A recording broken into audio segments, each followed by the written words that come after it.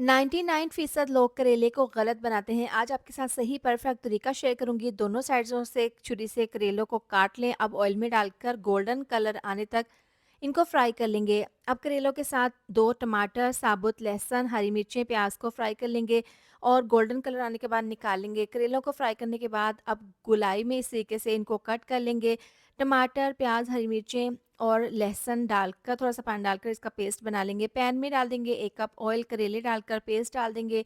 कुटी हुई लाल मिर्च, पिसी हुई लाल मिर्च, हल्दी पाउडर, धनिया पाउडर, नमक और ज़ीरा पाउडर डालकर इसको मसालों के साथ मिक्स कर लेंगे। इसके बाद 1 कप दही डालकर मिक्स करने के बाद 5 मिनट के लिए स्लो आँच पर इसको दम पर रखेंगे। जैसे ही दही का पानी खुश्क हो जाएगा तो इसको दोबारा से भून लेंगे। अब इसके अंदर डाल देंगे प्याज, इमली का पल्प 4 चम्मच, दोबारा से मिक्स करके 5 मिनट के लिए पकाएँगे। बारीक कटा हुआ धनिया डालकर मिक्स कर लेंगे। बहुत ही टेस्टी करेले तैयार हैं।